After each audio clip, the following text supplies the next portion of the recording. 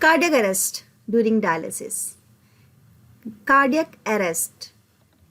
Cardiac it means heart, arrest मतलब एकदम से हार्ट का रुक जाना.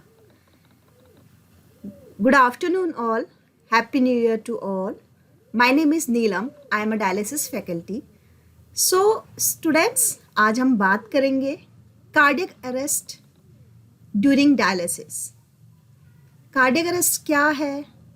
What is the difference between cardiac arrest and heart attack? Dialysis में क्या क्या कारण हैं कार्डियक अरेस्ट होने के,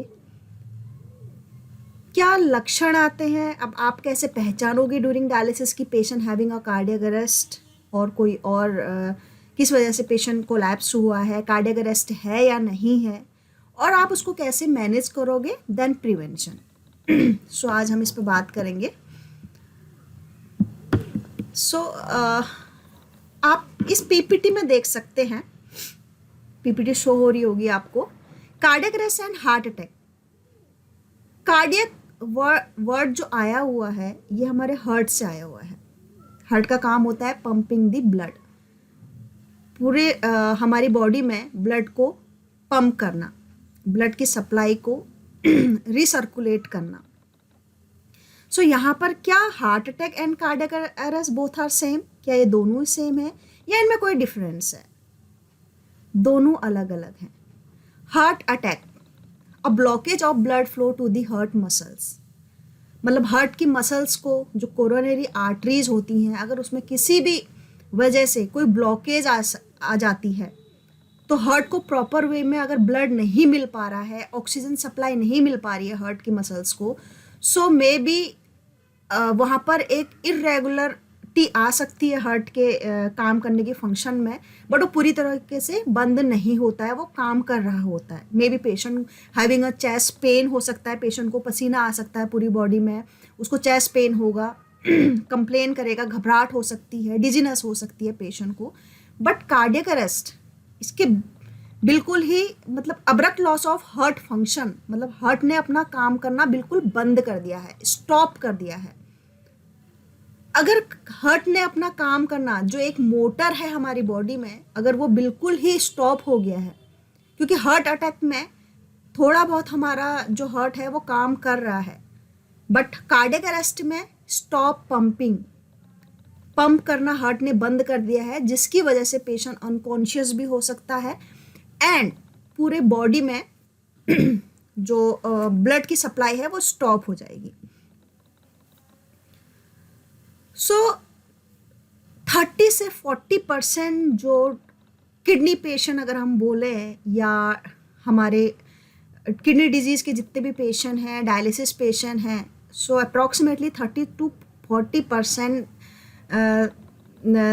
वो हमारे कार्डियक अरेस्ट के कारण ही कैन डाई. राइट, एक इफेक्ट है कार्डियक अरेस्ट, इतना ज़्यादा हमारे पेशेंट को हो सकता है. सो आपको वो पहचानना है. Being a dialysis technician, being a dialysis nurse, आपको ये पता होना चाहिए कि कार्डियक अरेस्ट को आपको कैसे, कौन कौन से ऐसे कॉम्प्लिकेशन है जिनका एंड ऑफ कार्डियक अरेस्ट हो सकता है, या पेशेंट को अगर उसकी कौन से ऐसी डिजीज़ है जिसकी वजह से पेशेंट को कार्डियक अरेस्ट हुआ है. सो सबसे पहले हम ये जानेंगे what are the causes of cardiac arrest during HD. Haemodialysis के दौरान क्या क्या ऐसे कारण हैं जिनके कारण कार्डियक अरेस्ट हुआ है पेशेंट को. राइट, तो सबसे ज़्यादा जो एक किडनी पेशेंट की अगर हम बात करें, चाहे वो कोई स्टेजेस में है या ईएसआरडी में है, सो हाइपरकैलेमिया, जिसमें हमारा पोटेशियम का बढ़ जाना, क्योंकि आपको पता है पोटेशियम इज़ एन इलेक्ट्रोलाइट, एक ऐसा इलेक्ट्रोलाइट है जो हमारे हार्ट के कॉन्ट्रैक्शंस में, या जितनी भी मसल्स, स्मूथ मसल्स होते हैं, इनके कॉन्ट्रैक्शन में हेल्प करता है. बट अगर किडनी के फेलियर होने के कारण ये हमारे ब्लड में बढ़ने लगता है, और जिसके कारण हमारा जो हार्ट है इरेगुलरिटी आ जाती है उसमें. अगर सीवियर हाइपरकैलेमिया अगर किसी पेशेंट को है, so may be the cause of cardiac arrest.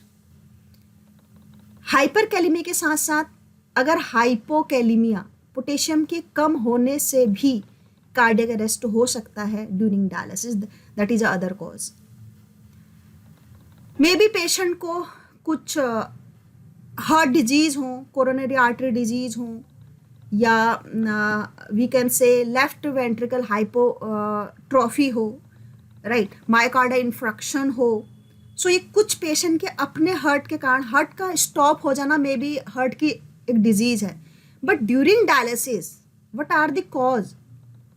सो इनमें सबसे पहले है मे बी बीपी का कम हो जाना, हाइपरकैलेमिया मैंने आपको बताया, electrolyte disbalance may be a cause of cardiac arrest. उसके साथ साथ पेशेंट का खुद अपना हार्ट डिजीज, हार्ट की डिसफंक्शंस मे बी का मायोकार्डियल इन्फ्रक्शन पेशेंट को है, चेस्ट पेन पेशेंट को उसके कारण हो सकता है, तो लेफ्ट वेंट्रिकल हाइपरट्रॉफी हो सकता है।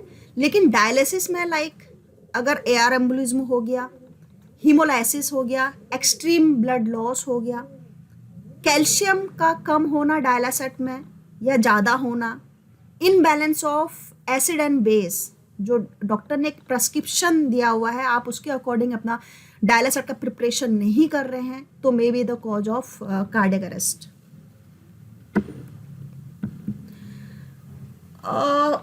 साइन एंड सिम्टम्स क्या हैं, क्या लक्षण आते हैं अगर आपकी डायलिसिस में किसी पेशेंट को अगर कार्डियक अरेस्ट आता है?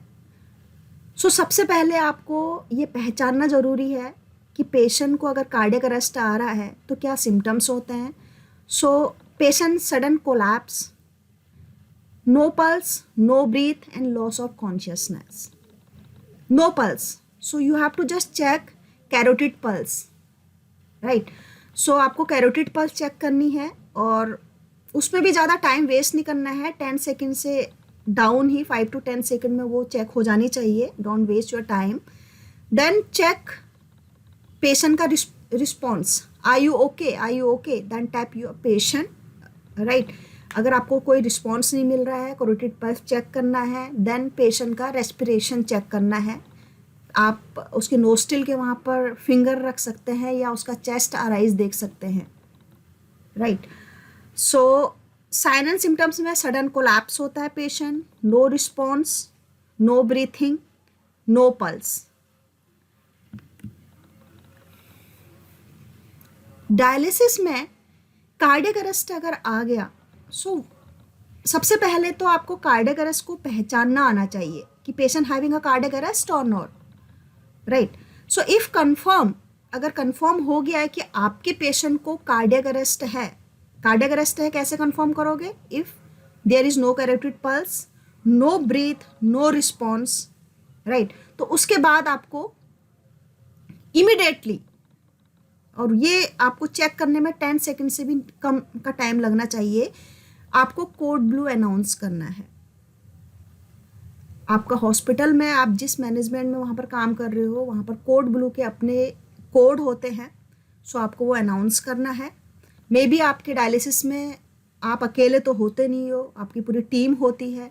सो आपके एक कलीग ने कोड ब्लू अनाउंस किया, आपने जैसे ही बोला कि patient having a cardiac arrest, so उसने कोड ब्लू अनाउंस किया और immediately you have to just start CPR,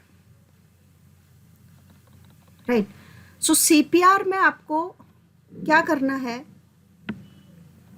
जैसे कार्डियक अरेस्ट आता है, कॉल फॉर हेल्प, इसका एक आपको, अगर मैं यहाँ पर देखूँ, आपको कॉल फॉर हेल्प करना है और इमीडिएटली आपको सीपीआर स्टार्ट करना है। सीपीआर का भी अपना एक रूल है, कंप्रेशन, एयरवे एंड ब्रीथिंग, ये आपको CAB, ये आपको याद रखना है वहाँ पर। सो पेशेंट को सबसे पहले नॉर्मली जब कार्डियक अरेस्ट आ गया है डायलिसिस में, आपको कोड ब्लू अनाउंस करने के बाद इमीडिएटली BLS का कोर्स अभी सभी डायलिसिस टेक्नीशियन किए हुए रहते हैं, तो आपको जस्ट CPR स्टार्ट करना है जब तक आपकी कोड ब्लू की टीम आती है। तो उसमें आपको 30:2 ब्रीथ जो CPR है वो स्टार्ट करना है। कंप्रेशन 100 कंप्रेशन पर रेट का वहाँ पर रेट होना चाहिए, 100 कंप्रेशन, और साइकिल आपको कंप्लीट करनी है तब तक, और 2 ब्रीथ आपको एम्बूबैक या मास्क जो है वहाँ पर वो यूज करना है। उससे पहले ये स्टार्ट करने से पहले ऑब्वियसली पेशेंट को एकदम सुपाइन पोजीशन में, और उसका बेड अगर मे भी हो सकता है टेंडाबक पोजीशन में हो या उसका सर ऊपर की ओर हो, उस पेशेंट को फ्लैट करना है। उसके बाद आपको सीपीआर स्टार्ट करना है। तब तक आपके कोड ब्लू की आपको नर्सेस होंगे वहाँ पर, टेक्नीशियन होंगे आपके जूनियर, वो आपका क्रैश कार्ट लेके आएंगे, और मे बी आपका कोई और अदर डायलिसिस स्टाफ है। अगर ब्लड कंटामिनेट नहीं है, क्लॉट नहीं है, तो just you have to just stop the dialysis other, और आपको वहाँ पर सीपीआर स्टार्ट करे रखना है, राइट। सो नॉर्मली अगर आपका कैथेटर है, आपको किन किन बातों का ध्यान रखना है डायलिसिस में?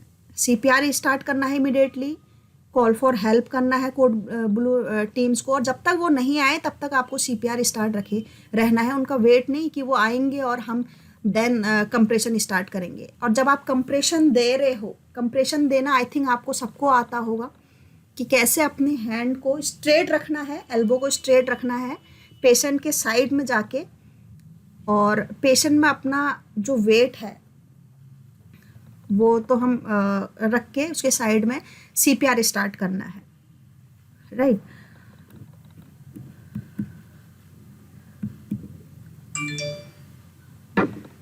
ओके, सो ड्यूरिंग सीपीआर आपको जो continue to give 30 chest compression and 2 breath, 30:2 का आपको for 5 sets of 30:2 in the 2 minutes कर रखना है, राइट।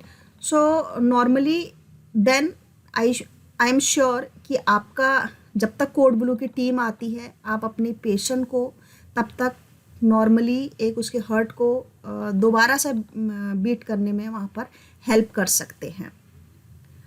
सो इसमें आपको बिल्कुल डरना नहीं है पेशेंट को, क्योंकि पेशेंट वहाँ पर आपके हाथ में है। और कोशिश कीजिए कि आप इसकी पहले किसी डमी में या आप बीएलएस का कोर्स भी ज्वाइन कर सकते हैं, जिससे कि आप ड्यूरिंग डायलिसिस आप किसी पेशेंट को अगर इस टाइप की कंडीशन हो रही है तो वो हेल्प कर सकते हैं। Thank you so much.